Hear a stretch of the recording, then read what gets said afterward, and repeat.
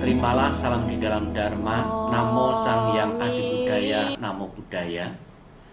Bapak Ibu saudara sekalian yang saya hormati dimanapun Bapak Ibu berada, pada kesempatan ini kami ingin membahas tentang manfaat dari Fangsen. Fangsen sudah tidak asing lagi di telinga umat Buddha karena ada beberapa wihara yang rutin melakukan ritual Fangsen ini, baik itu di dalam wihara pembacaannya atau pelaksanaannya membaca sutra-sutra yang terkait dengan Fangsen, maupun dilakukan di tempat lain, di mana di tempat yang cocok untuk melepas satwa, sehingga satwa yang dilepas betul-betul bebas, betul-betul bisa berkembang dengan baik. Istilah Fangsen adalah pelepasan hewan, sebuah istilah yang digunakan untuk praktek membeli hewan yang akan dibunuh untuk dilepaskan. Namun tentunya di saat membeli hewan yang mau dilepaskan ini, kita hendaknya betul-betul bijaksana. Jangan sampai hewan-hewan yang sekiranya akan kita Fangsen itu dipesan dari orang yang mempunyai pekerjaan menangkap burung, menangkap ikan yang khusus dijual belikan. Ini tentunya tidak tepat sasaran, bahwa tujuan Fangsen adalah melepas satwa atau hewan yang betul-betul dalam posisi keadaan terancam jiwanya. Beberapa contoh kegiatan-kegiatan Fangsen ternyata bukan saja dilakukan oleh masyarakat Buddhis dan para simpatisannya. Kepala Negara Presiden Jokowi juga pernah melakukan Fangsen, yaitu Fangsen dengan ratusan burung yang dilepas di kebun raya Bogor. Ini membuktikan bahwa upaya penyelamatan makhluk hidup betul-betul dicontohkan oleh seorang pejabat, dan betul-betul pelepasan satwa ini berguna, bermanfaat bagi yang melakukan, maupun berguna sekali, bermanfaat sekali bagi hewan yang dilepaskan. Mereka bisa hidup bebas, mereka bisa berkembang biak dengan di tempat yang lebih baik lagi. Bapak Ibu saudara sekalian yang saya hormati, agar Fangsen benar-benar memenuhi sasaran, agar Fangsen benar-benar bermanfaat dan tidak ada hal-hal yang dilanggar, maka ada beberapa syarat agar pelaksanaan Fangsen itu bisa sempurna dan kita tidak ada beban bahwa kita telah melakukan satu kesalahan atau karena ketidaksempurnaan di saat praktek melepas satwa ini. Ada beberapa hal yang perlu diperhatikan. Yang pertama, di saat Fangsen kita jangan memesan. Misalnya memesan burung tanggal sekian atau hari tertentu, kita pesan kepada orang tertentu atau kepada pengepul burung maupun ikan yang khusus kita gunakan untuk Fangsen. Ini tentunya tidak bijaksana, karena ini akan menimbulkan atau menyebabkan orang tersebut akan memburu untuk mendapatkan burung atau ikan, sehingga mereka menangkap yang semestinya mereka bisa hidup bebas karena mendapat pesanan kita. Mereka tangkap, kemudian kita beli, dan mereka tentunya makhluk hidup ini justru malah dalam keadaan terancam, karena tidak sedikit di saat penangkapan maupun di saat perjalanan atau ketika kurang tepat dalam penanganan sebelum dilepas atau sebelum Fangsen ini tidak tepat, sehingga ada beberapa yang justru akan mati. Itu syarat yang pertama, kita jangan memesan. Kemudian yang kedua, sebaiknya menawar harga agar makin banyak jumlah hewan yang bisa dibeli dan dibebaskan.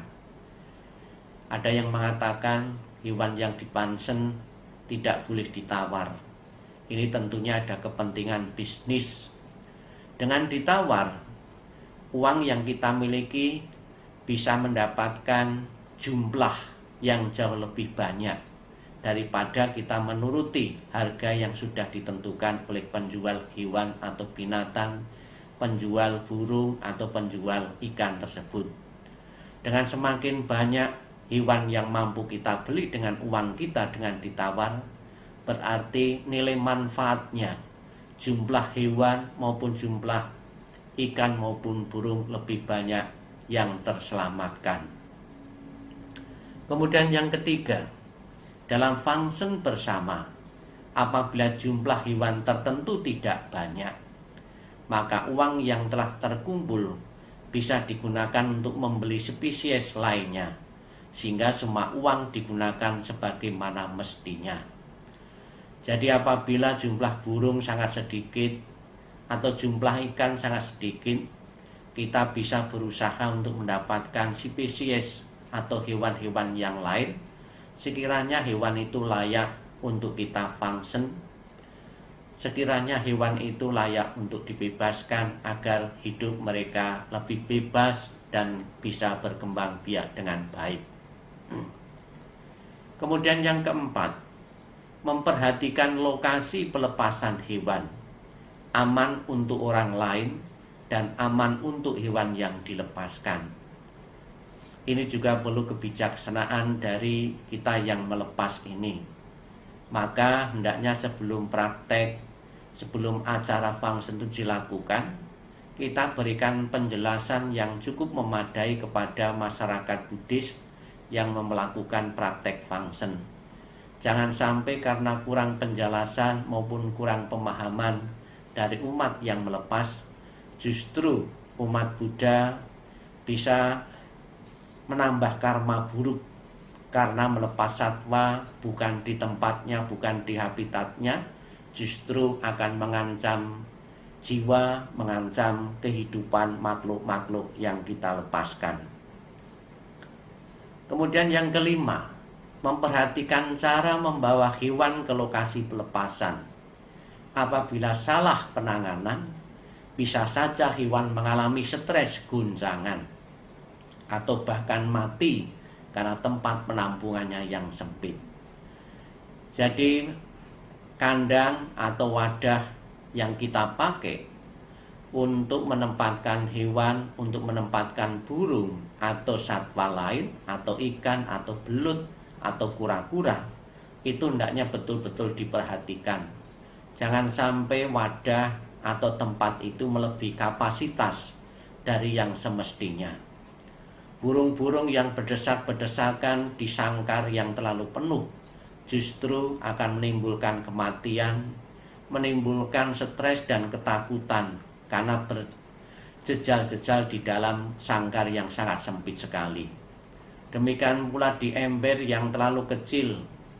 Kemudian untuk wadah ikan atau belut atau kura-kura yang terlalu banyak, ini justru akan menimbulkan kematian jauh lebih cepat sebelum difungsi.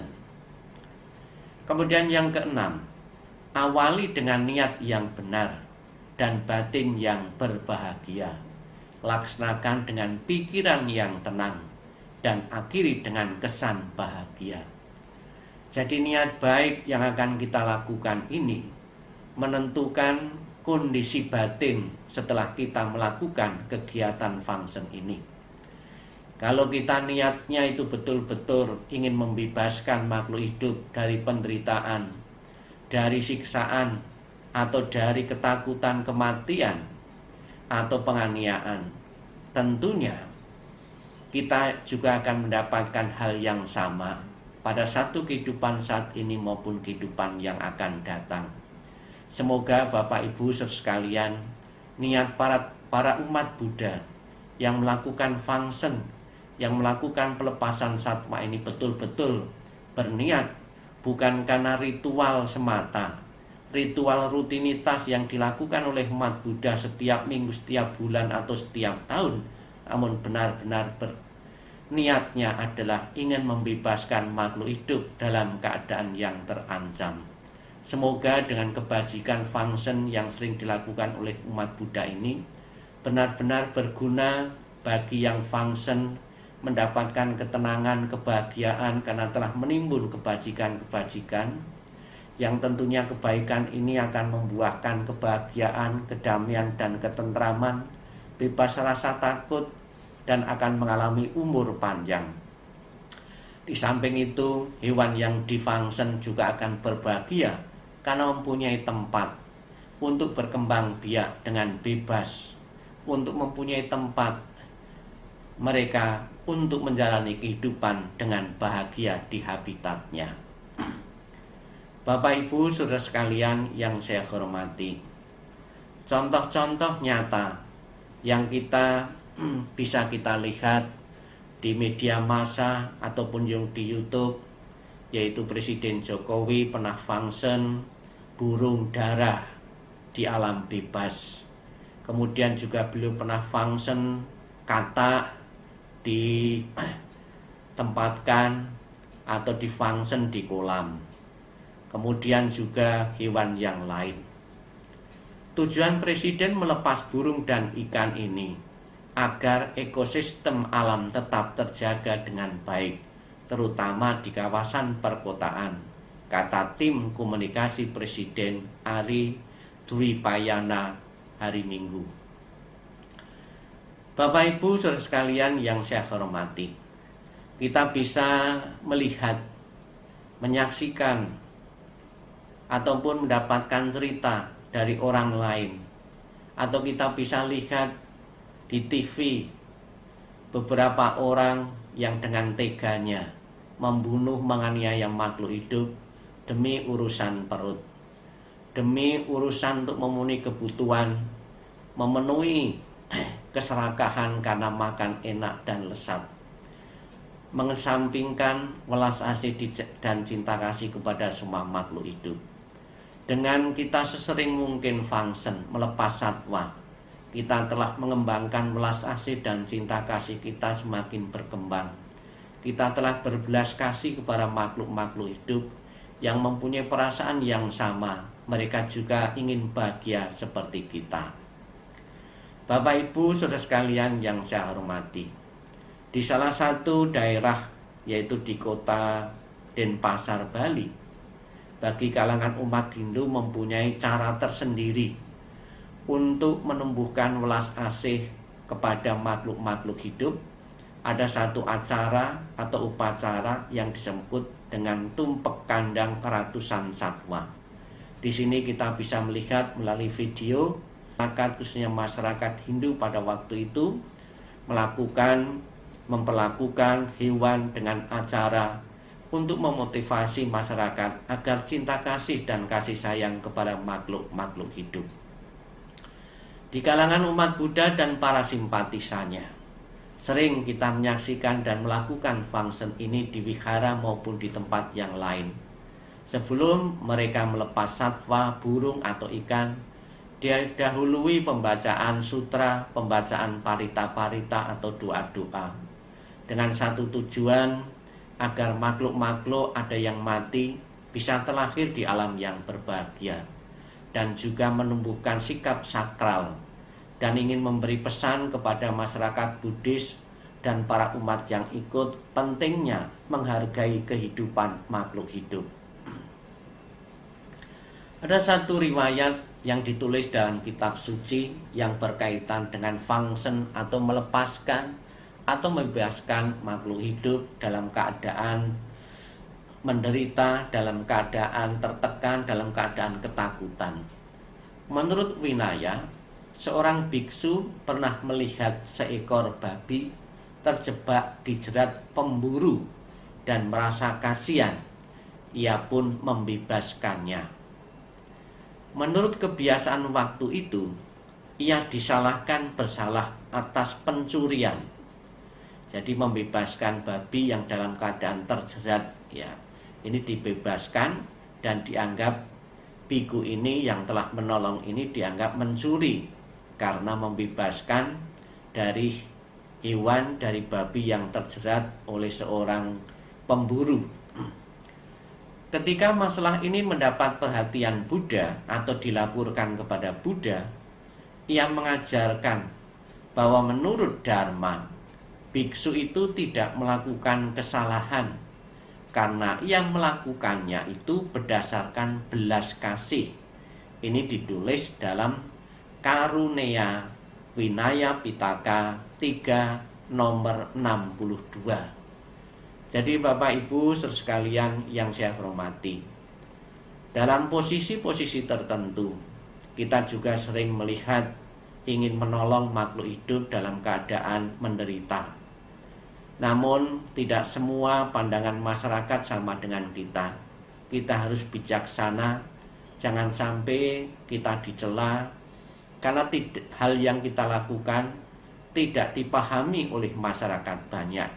Tentunya kita harus pandai-pandai di dalam mempraktekkan cinta kasih dan welas asih kepada semua makhluk hidup.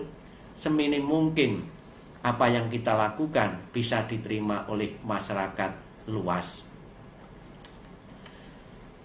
Tradisi ajaran Buddha Cina melepaskan hewan aslinya bersumber dari Suwaru Abhasotama Sastra, kitab cahaya emas, ditulis pada abad awal Masehi.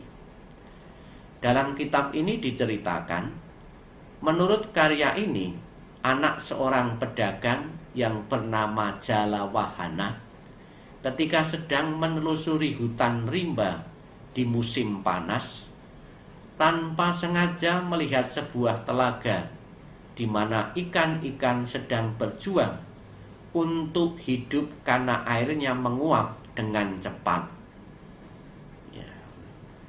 Kemudian Jalawahana melihat air kolam mengering. 10.000 ikan akan segera mati. Dalam hidup itu, dia sebagai Jalawahana bersumpah akan dengan 20 ekor gajah membawa air menyelamatkan ikan-ikan itu. Ketika Suwarna Basotama Sastra, kitab suci cahaya emas, diterjemahkan ke dalam bahasa Cina, kisah Jalawahana secara khusus memiliki pengaruh kuat terhadap sikap orang-orang terhadap hewan. Inilah pengaruh ajaran yang luhur, pengaruh sastra suci yang menginspirasi banyak orang untuk mengubah pola kehidupannya, mengubah perilakunya. Yang tadinya tidak mempunyai belas kasihan kepada makhluk-makhluk, yang tadinya sewenang-wenang terhadap makhluk-makhluk hidup, yang makhluk-makhluk hidup itu juga secara naluri kepingin hidup bahagia, kepingin hidup bebas dan berkesinambungan. Dengan adanya sastra ini, para umat dan para simpatisan dan masyarakat ingin mencontoh, meneladani apa yang dikatakan di dalam kitab suci, kitab cahaya emas yang diterjemahkan ke dalam bahasa Cina ini. Beberapa pelakuan binatang pada waktu itu tidak mengenal peri kebinatangan atau tidak manusiawi. Ada beberapa pelakuan seseorang kepada anjing, kepada hewan-hewan tertentu, mereka tidak mengenal belas kasihan. Mereka memukul, mereka menganiaya tanpa mengenal belas kasihan. Ini tentunya akan merugikan bagi yang memukul maupun bagi masyarakat banyak, dan juga sangat merugikan sekali bagi hewan dan binatang yang diperlakukan dengan sewenang-wenang dan secara kejam. Bisa kita lalu lihat juga di beberapa tempat, di saat mau menaikkan hewan ke kapal, memindahkan itu dengan cara-cara yang tidak pantas, yang tidak layak, yang membuat hewan dan binatang menderita. Bapak Ibu saudara sekalian yang saya hormati, pada kesempatan ini kita sering membaca sutra-sutra, kita sering membaca beberapa artikel, dan kita sering mendengarkan beberapa uraian tentang manfaat, tentang faedah kita melakukan Fangsen. Ini sangat berguna sekali agar cinta kasih dan welas asih kita bisa melakukan sesama makhluk hidup itu dengan baik. Ini kita bisa praktekkan ketika kita punya hewan piaraan kita pun juga bisa mempraktikkan welas asih dan cinta kasih ini. Mereka juga perlu makan, mereka juga menghindarkan diri dari bahaya, dari ketakutan.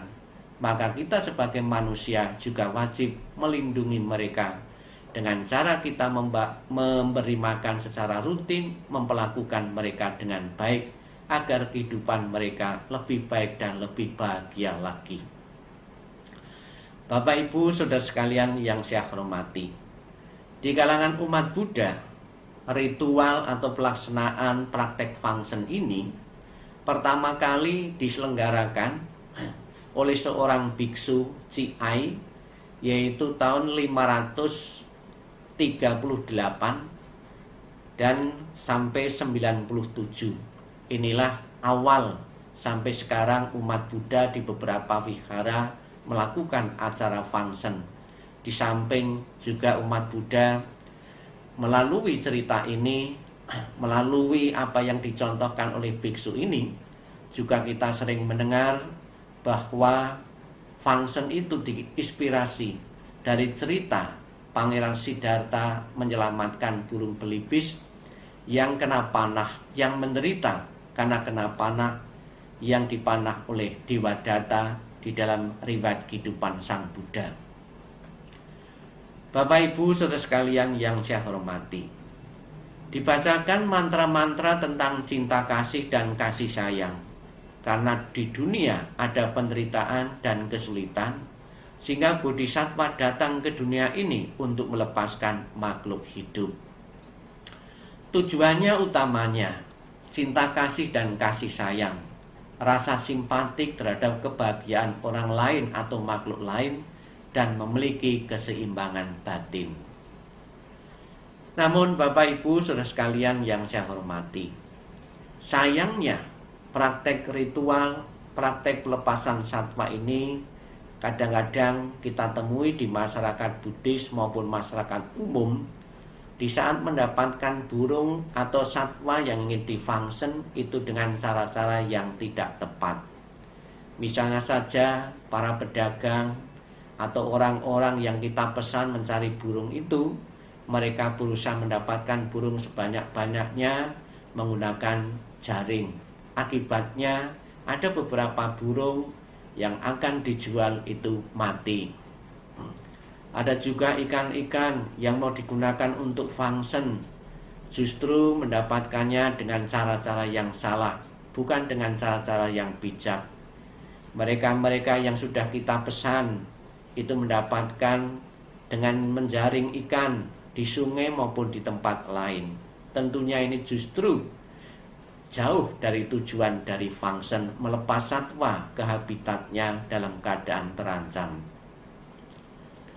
Dikatakan dalam Sutra Buddha, Sang Buddha mengatakan, seorang yang menjalankan sila tidak membunuh dan melakukan pelepasan satwa akan memperoleh pahala. Pahala apa saja Bapak Ibu di saat kita melakukan fangsen ini? Yang pertama, kita akan mendapatkan panjang usia atau panjang umur, karena kita telah membebaskan makhluk-makhluk, telah memberikan kehidupan lebih panjang lagi. Demikian pula karma-karma baik yang telah kita lakukan itu juga akan berbuah dalam diri kita. Kita pun akan mendapatkan panjang usia dan panjang umur. Sebaliknya apabila seseorang itu sering membunuh makhluk hidup, sering menganiaya makhluk hidup, maka kehidupannya penuh penyakit dan usianya juga pendek. Manfaat yang kedua, banyak rezeki dan tiada penyakit. Karena kita telah membebaskan makhluk-makhluk hidup dari ketakutan, dari penyakit, ya, kita pun juga akan mendapatkan tiada penyakit, tiada kesakitan yang akan kita derita, dan juga kita akan mendapatkan rezeki yang berkelimpahan karena telah memperhatikan kehidupan, telah memberi makan kehidupan, telah memberikan rasa ketenangan dan kenyamanan bagi makhluk-makhluk lain.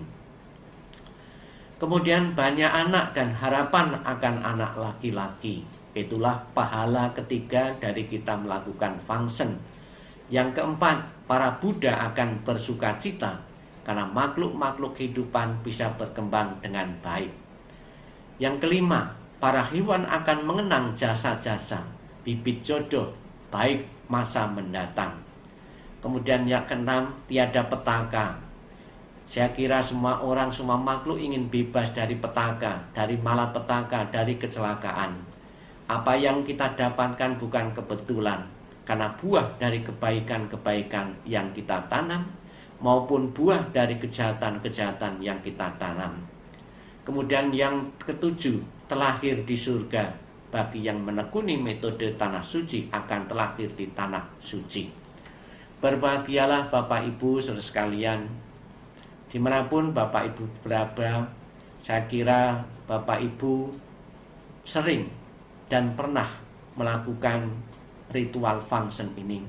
Semoga dalam pelaksanaannya benar-benar dipahami, agar Bapak Ibu juga benar-benar mendapatkan kebajikan, mendapatkan pahala dari fungsi itu. Semoga cinta kasih dan kasih sayang yang kita miliki selalu berkembang. Dengan sesering mungkin kita menghargai kehidupan, dengan sesering mungkin kita menghormati kehidupan, karena kehidupan dalam bentuk apapun, mereka ingin bahagia, mereka ingin berkembang seperti kita. Sabi sata bawantu sukitata. Semoga semua makhluk hidup berbahagia dan sejahtera. Sadu, sadu, sadu.